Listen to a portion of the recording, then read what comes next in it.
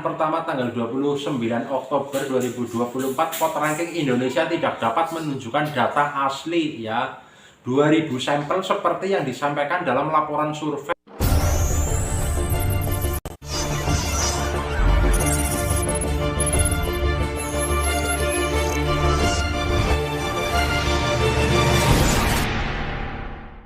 Oke kawan-kawan, kita akan melihat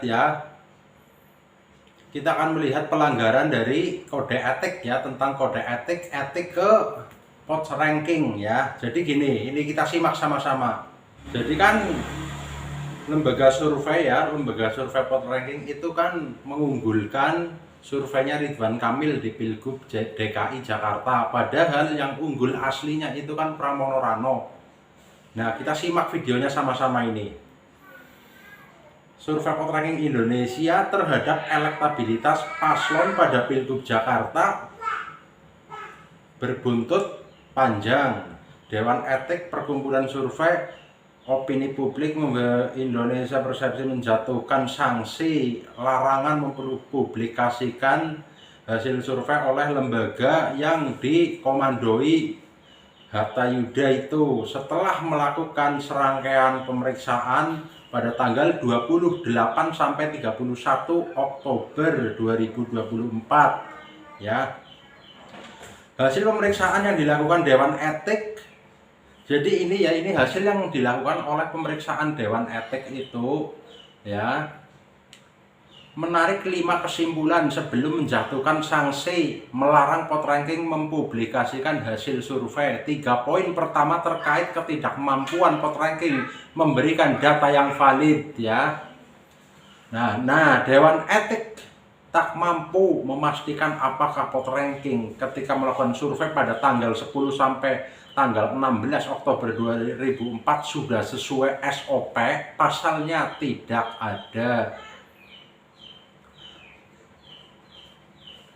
Pasalnya itu tidak ada kepastian ya, tidak ada kepastian data mana yang harus dijadikan dasar penilaian dari 2 dataset atau redata berbeda.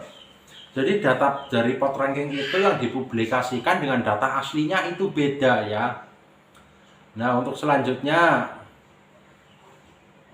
Dewan Etik memberikan sanksi kepada pot ranking Indonesia untuk ke depan tidak memperbolehkan mempublikasikan hasil survei tanpa terlebih dahulu mendapatkan persetujuan dan pemeriksaan data oleh Dewan Etik, kecuali bila pot ranking Indonesia tidak lagi menjadi anggota persepsi. Bunyi kesimpulan sanksi dari Dewan Etik sebagaimana keterangan tertulis dari persepsi yang diterima di Jakarta Senin tanggal 4 bulan 11 ya. Juga memeriksa lembaga survei Indonesia LSI juga diperiksa ya oleh Dewan Etik ya, karena ini kan banyak banget ada beberapa lembaga survei yang bisa dikatakan mengunggulkan salah satu paslon ya. Nah, ini pelanggarannya teman-teman baca sendiri aja itu 1, 2, 3 ya.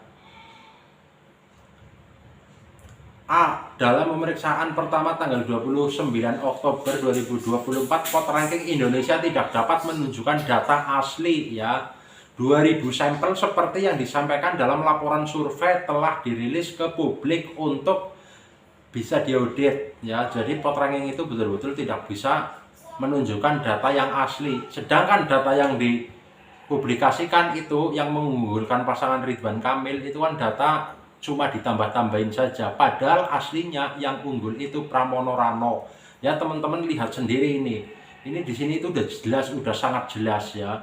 Bagi yang masih belum jelas bisa cek sendiri saja di berita-berita terbaru, di Google juga ada ya. Jadi begitu ya kawan-kawan. Saat ini itu ada beberapa lembaga survei itu sengaja dibayar ya untuk mempublikasikan hasil survei yang datanya tidak valid, itu banyak ya.